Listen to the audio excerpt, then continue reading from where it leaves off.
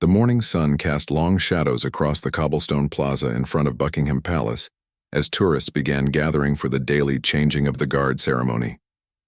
Among the crowd of eager visitors with their cameras and guidebooks stood a figure that seemed out of place. Thomas Mitchell, a weathered man in his 60s, clutched a torn plastic bag containing his few worldly possessions. His clothes were wrinkled and stained, his gray beard unkempt, and his shoes had holes that let in the cold London air. Thomas had not always lived on the streets. Just 3 years ago, he had been a decorated sergeant in the British Army, serving his country with pride for over 20 years. He had fought in conflicts that most civilians never heard about, earned medals that now lay forgotten in a storage unit he could no longer afford to keep. But a series of devastating events had changed everything. First, his wife Sarah had been diagnosed with cancer. The medical bills piled up despite the NHS coverage, as they sought private treatments and experimental therapies. Then came the recession that hit his small construction business hard. Clients stopped paying, contracts dried up, and soon Thomas found himself drowning in debt. When Sarah passed away after a 2-year battle, Thomas felt his world collapse completely. The grief was overwhelming, made worse by the guilt of not being able to save her despite spending everything they had. He started drinking heavily, trying to numb the pain that seemed to grow stronger each day. The alcohol became his companion, his escape from a reality too painful to face. Soon he lost the house they had shared for 15 years. Friends and family tried to help, but Thomas pushed everyone away, too proud to accept charity and too broken to believe he deserved their kindness. The streets of London became his new home. He learned quickly which doorways provided the best shelter from rain, which shops might give him leftover food at closing time, and which areas to avoid when the police were conducting sweeps. The transition from respected veteran to homeless man was swift and brutal. People who once would have thanked him for his service now crossed the street to avoid him. Children stared while their parents hurried them along. He became invisible, just another piece of urban debris that society preferred not to acknowledge. Despite everything, Thomas had never lost his respect for the military and the values he had once sworn to uphold. Every morning he would make his way to different parts of London, but often found himself drawn to the ceremonial areas where active soldiers performed their duties. There was something comforting about seeing the precision, the discipline, the honor that had once defined his own life. It reminded him of who he used to be, even if he could barely recognize that person anymore. On this particular morning, Thomas had woken up in a doorway near Victoria Station after a restless night. The concrete had been cold and unforgiving, and his back ached from sleeping on the hard surface.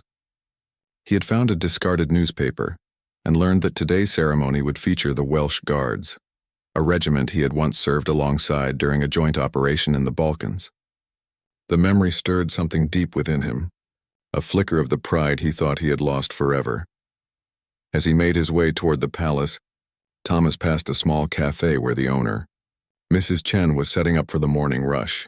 She had seen him before and always felt a pang of sympathy for the old man who never caused trouble, and always said please and thank you when she occasionally gave him leftover pastries. Today, she called out to him and handed him a warm cup of tea and a bacon sandwich wrapped in paper. Thomas accepted gratefully, his eyes moistening slightly at this small act of human kindness. The tea warmed his hands and body as he continued his walk. With each step, he felt the weight of his circumstances, but also something else growing stronger. A sense of purpose he had not felt in months. Today felt different somehow, though he could not quite explain why. Perhaps it was the familiar sight of the soldiers or the kindness of Mrs. Chen, or simply the fact that he had slept better than usual despite the hard ground. As Thomas approached the palace gates, he noticed the crowd was larger than usual. Tourists from around the world chatted excitedly in different languages, all eager to witness the famous ceremony. Security personnel moved through the crowd with practiced efficiency, their eyes scanning for any potential threats. Thomas knew he looked suspicious to them, a homeless man with no obvious reason to be there. He stayed toward the back of the crowd, not wanting to draw attention or cause any problems. The sound of marching feet began to echo from within the palace grounds. Thomas straightened unconsciously, his body remembering decades of military training. The Welsh Guards appeared, their red tunics immaculate, their bearskin hats perfectly positioned, their movements synchronized with mechanical precision. For a moment, Thomas was transported back to his own days in uniform, when he too had marched with such pride and purpose. Among the guards, one young soldier caught Thomas's attention. The man could not have been more than 25, roughly the same age Thomas had been when he first put on the uniform. This guard's name was James Morrison, though Thomas did not know it. James had joined the army straight from a troubled childhood in Glasgow, finding in military service the structure and belonging he had never known at home. Like Thomas decades before him, James took immense pride in his role, understanding that he was part of something greater than himself. As the ceremony began, Thomas felt something stirring deep within his chest. It was not just nostalgia or regret, but something more powerful, a recognition of the sacred bond that connected all those who had served, regardless of their current circumstances. He watched the guards with the eye of someone who understood every movement, every tradition, every symbol of honor they represented. The ceremony continued with its ancient precision, each movement of the guards choreographed by centuries of tradition. Thomas found himself completely absorbed, his troubles momentarily forgotten as he watched the familiar rituals unfold. The tourists around him snapped photos and whispered comments, but Thomas experienced the ceremony differently.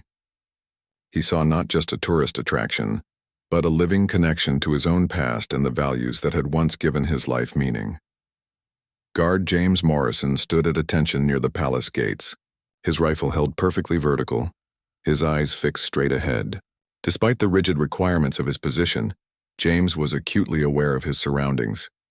He had learned to observe the crowd without moving his eyes, to stay alert for any unusual activity, while maintaining the statue-like composure expected of the Queen's Guard. Over the months in this role, he had seen thousands of faces in the crowds, excited children, elderly veterans touching their caps in respect, tourists from every corner of the world. But today, something caught James's peripheral attention. Among the sea of well-dressed tourists and curious onlookers, he noticed a man standing apart from the others.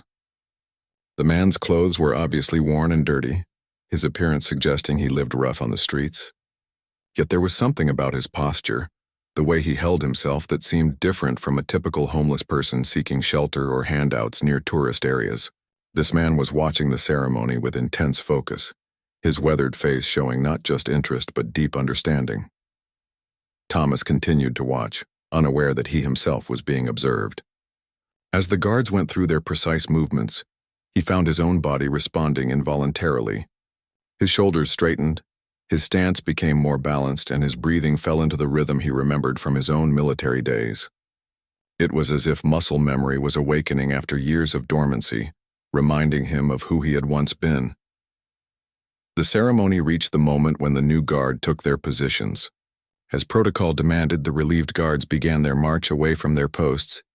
It was then that something extraordinary happened, something that would be talked about for years to come. Thomas felt an overwhelming urge rising within him, stronger than shame, stronger than his awareness of how he must appear to others. It was the call of honor, of brotherhood, of respect for something sacred that transcended his current circumstances. Without thinking about the consequences or how others might react, Thomas stepped slightly forward from his position at the back of the crowd. His right hand rose slowly but surely to his forehead in a perfect military salute. His posture became ramrod straight, his feet positioned at the precise angle he had learned decades ago during his basic training. For a moment, the homeless man disappeared, and in his place stood Sergeant Thomas Mitchell, veteran of Her Majesty's Armed Forces. The transformation was remarkable and immediate.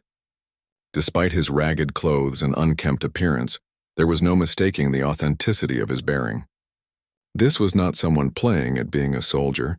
This was someone who had truly served, whose body remembered the discipline and pride of military life even when everything else had been stripped away. His salute was held with the same precision and respect that he had shown during official ceremonies throughout his 20-year career. James Morrison noticed the salute immediately. Training had taught him to maintain his forward gaze and rigid posture regardless of distractions, but something about this moment penetrated even his professional composure. In his peripheral vision, he could see the homeless man's perfect military bearing, the unmistakable stance of someone who had served with honor. Recognition flickered in James's mind, not of the individual but of a fellow soldier, a brother in arms who deserved acknowledgement regardless of his current circumstances. The crowd had begun to notice as well. Conversations quieted as people turned to look at the unusual sight of a homeless man, saluting the guards with obvious military precision. Some tourists raised their cameras, sensing that they were witnessing something special, though they might not have understood exactly what. Others looked uncomfortable, unsure whether this was appropriate or whether security should intervene. Thomas held his salute steady, his eyes focused on the guards with unwavering respect.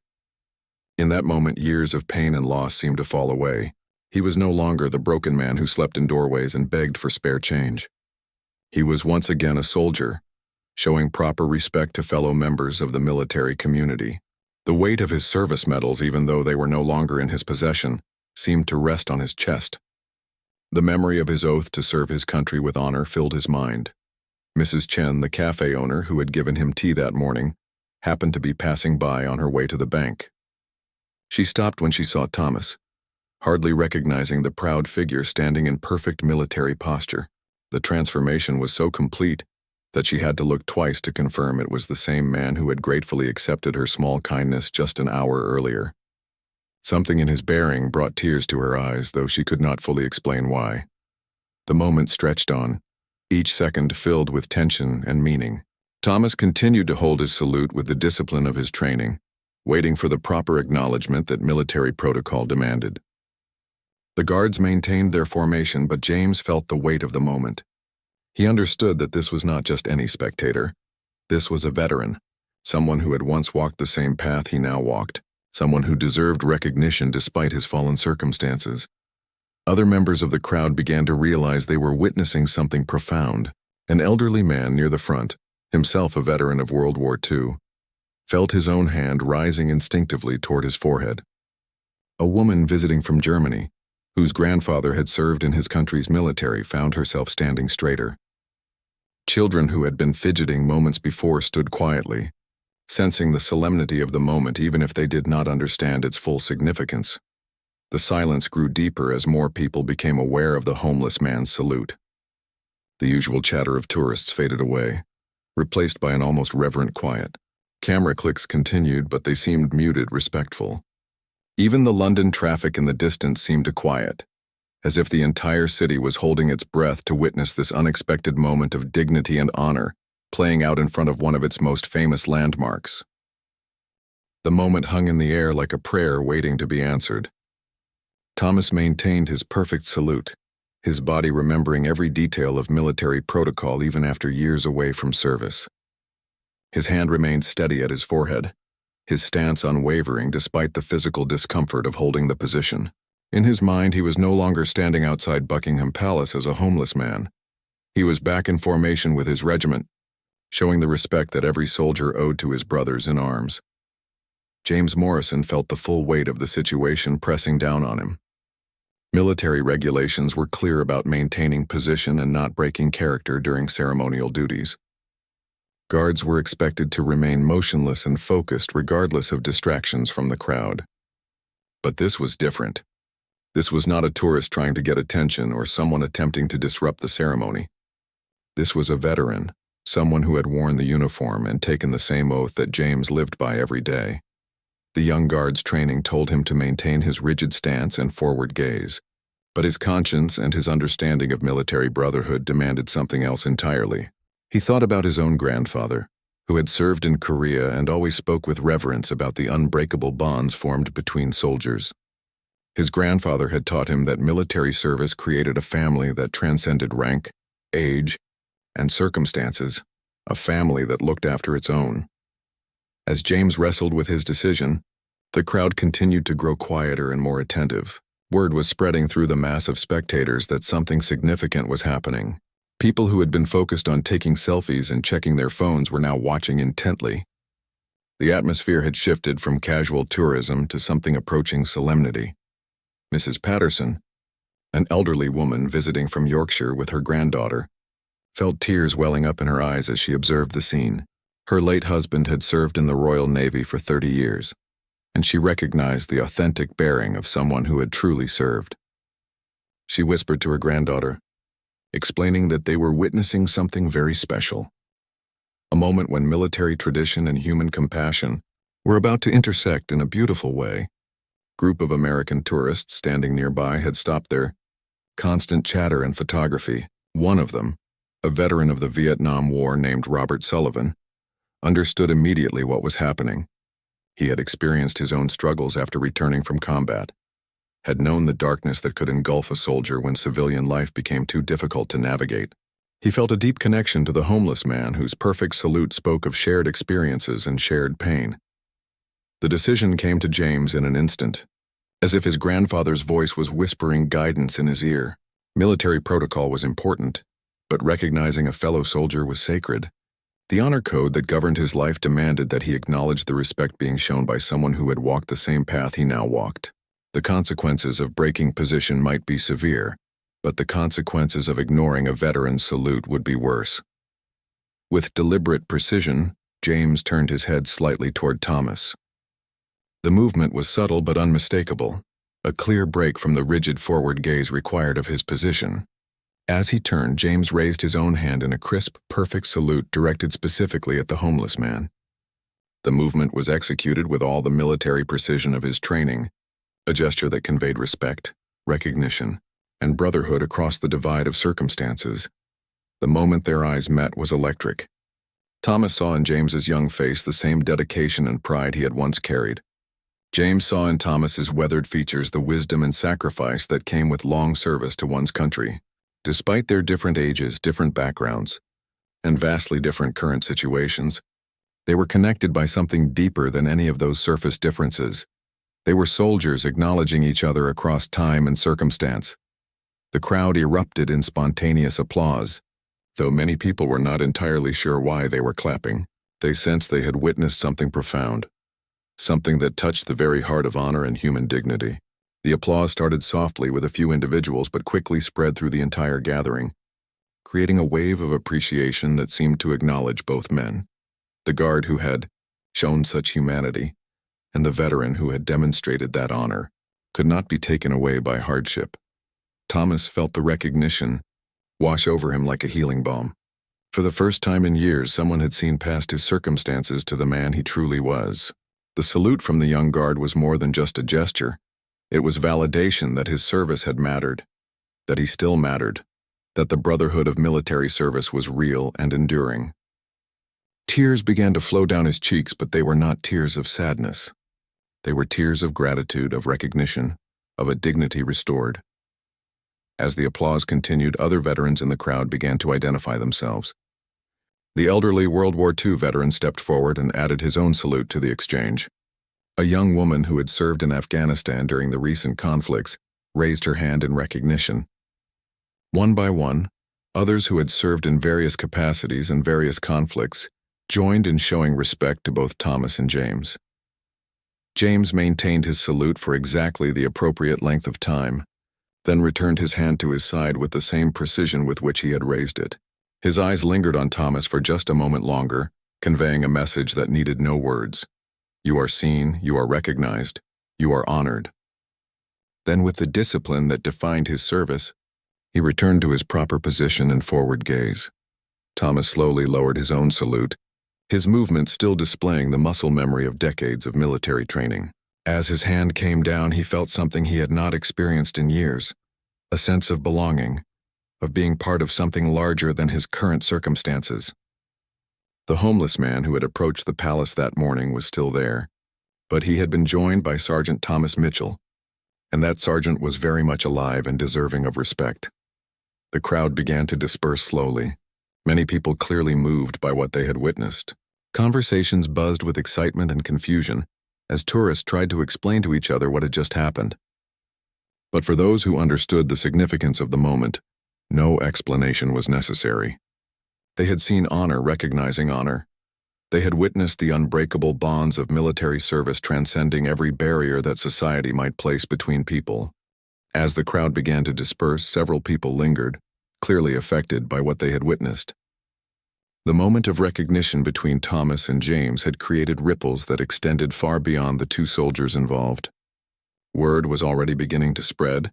through social media, as those who had captured the exchange on their phones shared videos and photos with captions trying to explain the profound nature of what had occurred. Dr. Sarah Williams, a psychiatrist specializing in veteran mental health, had been visiting London with her family when she witnessed the salute exchange. She immediately recognized the deeper significance of what had happened. Having worked with hundreds of veterans struggling with homelessness, PTSD, and the difficult transition to civilian life, she understood that Thomas represented thousands of former service members who had fallen through the cracks of society's support systems. Mrs. Chen, who had given Thomas tea that morning, approached him carefully as the crowd thinned.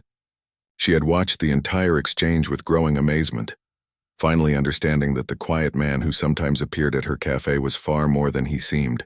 With gentle respect, she introduced herself properly and asked if he would like to come back to her cafe for a proper meal. Thomas, still emotional from the recognition he had received, accepted gratefully. As they walked together, Mrs. Chen learned pieces of Thomas's story. He spoke haltingly at first, unused to anyone showing genuine interest in his life, but her patient questions and obvious compassion gradually loosened his tongue. He told her about his military service, about Sarah's illness and death, about the business that failed and the downward spiral that followed. Mrs. Chen listened without judgment, offering only quiet sympathy and understanding. At the cafe, Mrs. Chen prepared a full breakfast for Thomas while he sat at a corner table, still processing what had happened at the palace. Other customers glanced at him curiously. His appearance was clearly that of a homeless person, but Mrs. Chen's obvious respect for him created a protective atmosphere that discouraged any negative reactions. She had explained to her regular customers that Thomas was a veteran who deserved their respect and kindness. Meanwhile, back at the palace, James continued his duty shift, but his mind kept returning to the encounter with Thomas. During his brief rest periods, he found himself thinking about the homeless man's perfect military bearing and wondering about his story. James had grown up hearing his grandfather's tales of comradeship in the military, but this was the first time he had experienced such a profound connection with a fellow veteran from a different generation. The videos of the salute exchange were beginning to go viral online. People who had witnessed the moment were sharing their footage with hashtags like #veteran respect and military brotherhood. News outlets were picking up the story, though initially they had few details about either man involved. The power of the moment, however, was unmistakable even without background information. Robert Sullivan, the American Vietnam veteran who had been in the crowd, was deeply moved to action by what he had witnessed. As a successful businessman who had overcome his own struggles after military service, he felt a responsibility to help. He spent his afternoon making phone calls to contacts in London, trying to track down information about the homeless veteran he had seen. His military connections in the United States had taught him about networks of veterans helping veterans, and he was determined to activate similar networks in the UK. Back at the cafe, Thomas was experiencing something he had almost forgotten: the warmth of human connection and genuine care. Mrs. Chen had not only fed him, but had listened to his story with the kind of attention and respect he had not received in years. She had seen past his circumstances to recognize his humanity and his worth. The combination of the morning's recognition from James and Mrs. Chen's kindness was beginning to kindle something in Thomas that he had thought was permanently extinguished. Hope, as the afternoon progressed, word of the morning's events continued to spread. Dr. Williams had contacted several veteran support organizations in London, sharing what she had witnessed and urging them to try to locate Thomas. She explained that the man had clearly served with distinction and deserved access to the services and support that were available to veterans but often difficult to navigate for those living on the streets. Local television news crew arrived at Buckingham Palace, having heard about the viral videos of the salute exchange. They interviewed several tourists who had witnessed the moment, capturing their emotional reactions and attempts to describe the power of what they had seen. The story was beginning to take shape as reporters worked to understand the significance of the interaction between the active duty guard and the homeless veteran. James completed his shift with his mind still occupied by thoughts of Thomas. His sergeant had heard about the salute exchange.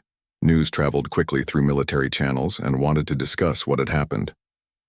James explained his decision to return the salute, accepting whatever disciplinary consequences might follow.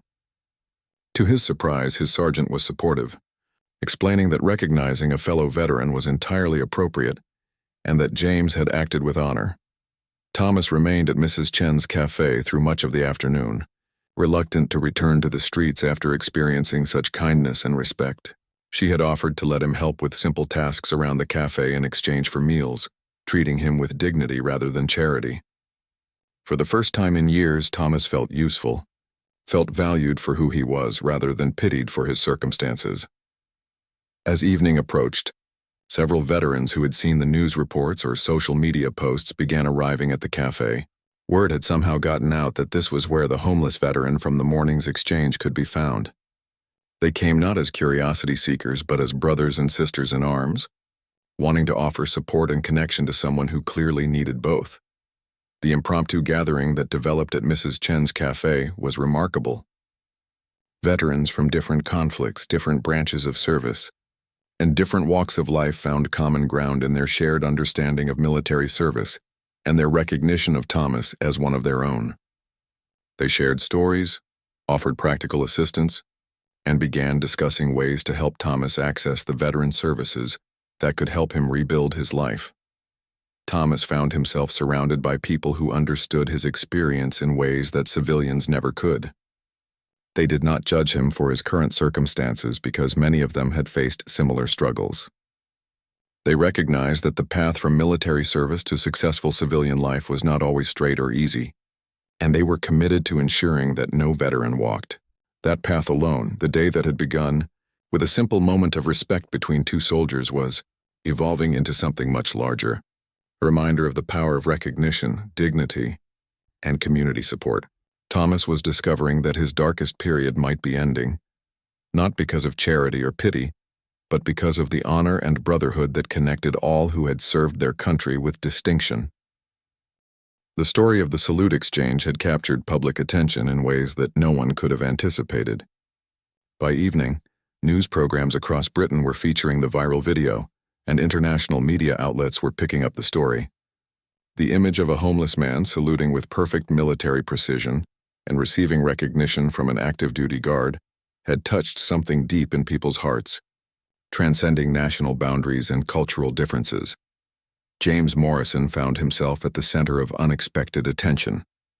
His commanding officers had initially been concerned about his deviation from protocol, but as the positive public response grew, they began to understand the broader significance of his actions. Military leadership recognized that James had demonstrated exactly the kind of values they sought to instill in all service members: respect for fellow veterans, recognition of service regardless of circumstances, and the courage to do what was right even when it might carry consequences. The cafe owned by Mrs. Chen had become an unofficial gathering place for veterans and supporters who wanted to help Thomas. By the evening of that first day, nearly 24 people had stopped by, each offering different kinds of assistance. A former Royal Navy officer brought information about housing services for veterans. A retired Army medic offered to help Thomas navigate the healthcare system. A woman whose father had served in World War II simply brought a warm coat and a respectful handshake. Dr. Williams arrived at the cafe with representatives from 2 veteran support organizations. She had spent the afternoon coordinating with various agencies to ensure that Thomas could access comprehensive services without getting lost in bureaucratic confusion. Having worked with homeless veterans for years, she understood that the window of opportunity created by renewed hope and community support needed to be used effectively and quickly. Thomas sat in the center of this unprecedented outpouring of support, still struggling to process the dramatic change in his circumstances. Just 12 hours earlier, he had awakened in a doorway, invisible and forgotten by society. Now he found himself surrounded by people who saw his worth, who recognized his service, and who were committed to helping him rebuild his life. The contrast was almost overwhelming, but it was also healing in ways he could barely comprehend. Robert Sullivan, the American veteran who had witnessed the morning's events, had managed to coordinate with local veteran organizations to establish a temporary support fund for Thomas. His business contacts had responded generously when he explained what he had witnessed, understanding the universal nature of military service and the obligation to care for those who had served. The fund would provide Thomas with immediate necessities while longer-term solutions were developed. As the evening progressed, media representatives began arriving at the cafe, hoping to interview Thomas and learn more about his story. Mrs. Chen, acting as a protective guardian, carefully screened these requests, ensuring that Thomas was not exploited or overwhelmed by attention he was not prepared to handle. She understood that while public interest could be helpful, Thomas's dignity and privacy needed to be protected above all else. A local member of parliament who had served in the military herself heard about the story and decided to visit the cafe personally. Margaret Thornton had made veteran affairs one of her primary focuses in Parliament, and she saw in Thomas's situation both an individual who needed help and a representative of broader systemic issues that required political attention. Her presence brought additional legitimacy and resources to the growing support network. James completed his evening duties at the palace and, after receiving permission from his commanding officer, made his way to the cafe where Thomas was being supported. The young guard had spent his shift thinking about the homeless veteran and wanting to ensure that their brief moment of connection had led to meaningful help. When he arrived at the cafe, the gathering fell silent, recognizing the soldier whose act of recognition had sparked everything that followed. The meeting between James and Thomas in the cafe was emotional and profound. Away from the formality of the palace ceremony, they were able to speak as one soldier to another. James explained that his grandfather had taught him to always honor those who had served before him. Thomas, his voice thick with emotion, thanked James not just for the return salute, but for seeing him as a person worthy of respect when most of society had made him invisible. The two men discovered unexpected connections in their conversation. James's grandfather had served in some of the same regions where Thomas had been deployed decades later. They shared understanding of military culture, of the challenges of service, and of the bonds that connected all who had worn the uniform. Despite their different ages and circumstances, they found common ground in their commitment to the values they had sworn to defend. Dr. Williams used the gathering to educate everyone present about the realities facing homeless veterans. She explained that Thomas's situation was not unusual.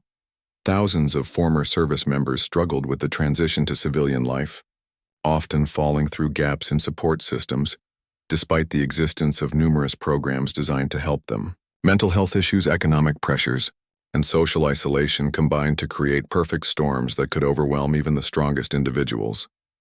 The assembled veterans began organizing themselves into a support network for Thomas, with different individuals taking responsibility for different aspects of his rehabilitation. One veteran who worked in construction offered Thomas potential employment once he was stabilized. Another who had overcome his own struggles with alcohol offered to sponsor Thomas in a recovery program. A retired sergeant major volunteered to help Thomas navigate the bureaucracy required to access his military benefits and pension. Mrs. Chen announced that Thomas would have a permanent place at her cafe, not as charity, but as a valued employee who could contribute his skills and experience while rebuilding his life. She had observed his natural dignity and work ethic during the afternoon and recognized that meaningful employment was crucial to his recovery. The offer was made with respect rather than pity, acknowledging Thomas as someone capable of contributing rather than merely receiving help. As the evening wound down, Thomas found himself holding a folder full of contact information, appointment cards, and resource guides. More importantly, he held something intangible but equally valuable: the knowledge that he was not alone, that his service had meaning, and that his life still had value and purpose. The homeless man who had awakened that morning feeling invisible and forgotten was going to sleep that night surrounded by a community of people committed to his success. The viral video of the salute exchange continued to spread around the world, inspiring similar acts of recognition and support for veterans in other countries. But for Thomas and James, the global attention was secondary to the personal connection they had made and the practical assistance that was being organized. They had reminded each other and everyone who witnessed their interaction that honor, dignity, and brotherhood could transcend any circumstances that life might impose. 6 months after that transformative morning at Buckingham Palace, Thomas Mitchell stood once again in front of a mirror, but this time the reflection showed a dramatically different man. Clean-shaven, wearing a crisp white shirt and dark trousers, He was preparing for his new job as a supervisor at Mrs. Chen's expanded cafe operation. The transformation was not just physical. Thomas had rediscovered his sense of purpose, his dignity, and his place in the world. The path to recovery had not been without challenges. The initial wave of support and media attention had been overwhelming, and Thomas had struggled with the sudden change from invisibility to celebrity. Dr. Williams had provided crucial guidance during those early weeks, helping him navigate both the practical aspects of rebuilding his life and the emotional complexity of processing years of trauma and loss. The veteran support network that had formed around Thomas had proved to be both effective and enduring. Rather than providing temporary charity, they had created a sustainable community that continued to meet regularly at Mrs. Chen's cafe. What had begun as an effort to help one homeless veteran had evolved into a broader support system for any veteran in need. Thomas had become not just a beneficiary of this network, but one of its most dedicated contributors. James Morrison had been promoted to Lance Corporal, partly in recognition of his exemplary service and partly because of the leadership he had shown in the Veteran Support Initiative. His commanding officers had realized that his act of recognition had demonstrated exactly the kind of values and judgment they sought in their non-commissioned officers. James had become an unofficial liaison between active duty military and veteran support services, helping to bridge gaps that had previously left some former service members without adequate assistance. The relationship between Thomas and James had deepened into genuine friendship and mentorship. Despite their age difference, they had found that they learned from each other in important ways. James gained wisdom from Thomas's experiences and perspective, while Thomas found renewed pride in helping guide a young soldier's development.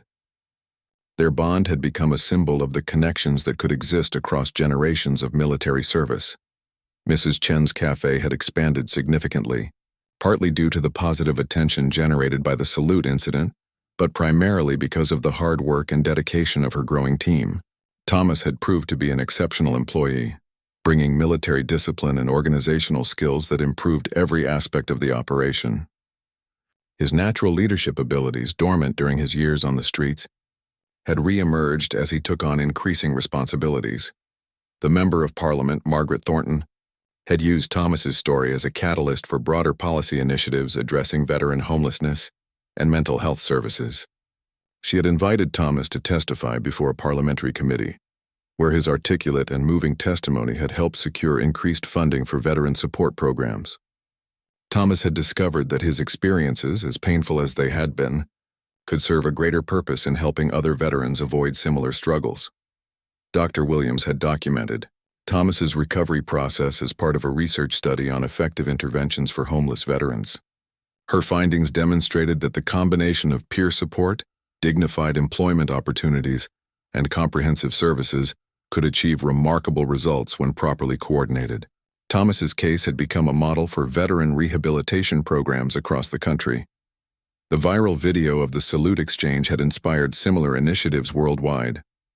Veteran organizations in dozens of countries had shared the story as an example of the respect and recognition that all former service members deserved, regardless of their current circumstances. The simple moment between Thomas and James had become a symbol of military brotherhood that transcended national boundaries and cultural differences. Robert Sullivan, the American veteran who had helped coordinate initial support, had remained involved in Thomas's recovery and had established a foundation dedicated to supporting homeless veterans internationally. The foundation used Thomas's story as inspiration while funding practical programs that provided housing, employment, and mental health services. Thomas had become one of the foundation's most effective advocates, speaking at events and helping to raise awareness about veteran issues. On this particular morning, Thomas was preparing for a special ceremony at Buckingham Palace. The Queen herself had heard about the salute exchange and its aftermath, and had requested to meet both Thomas and James personally. The meeting would be private, without media attention, but it represented the highest possible recognition of their story's significance and the values it represented. As Thomas adjusted his tie, he thought about how profoundly his life had changed since that desperate morning when he had approached the palace as a homeless man, seeking only the comfort of familiar military traditions. The recognition from James had been the catalyst, but the real transformation had come through the sustained support and genuine care of the community that had formed around him. James arrived at the cafe to accompany Thomas to the palace, both men wearing their best civilian clothes for the royal meeting. The friendship between them had become one of the most meaningful relationships in both their lives. They had proven that military brotherhood could bridge any gap in age, rank, or circumstances when it was based on mutual respect and shared values. Mrs. Chen had closed the cafe for the morning so that the entire veteran support group could gather to see Thomas and James off to their royal appointment. The room was filled with people whose lives had been touched by the story in various ways. Veterans who had found help through the network, civilians who had been inspired to support veteran causes, and community members who had discovered the power of recognizing dignity in unexpected places. As they prepared to leave for the palace, Thomas took a moment to address the gathered group. He spoke about gratitude, about second chances, and about the responsibility that came with being lifted up by others. His words were simple but powerful, reflecting the wisdom he had gained through both his struggles and his recovery.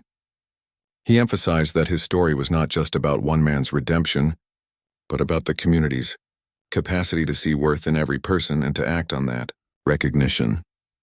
The walk to Buckingham Palace retraced the route Thomas had taken countless times during his homeless years. But everything looked different now. The same streets that had once seemed hostile and unwelcoming now felt like part of his neighborhood, part of his community. The transformation was not just in Thomas's circumstances, but in his entire relationship with the world around him. At the palace, they were escorted through corridors that Thomas had only glimpsed from the outside during his darkest days. The irony was not lost on him that he was entering as an honored guest the same building where he had once sought only the comfort of watching military ceremonies from a distance. The journey from the streets to the palace represented more than just a change in location. It symbolized the complete restoration of his dignity and place in society. The meeting with the Queen was brief but profoundly meaningful.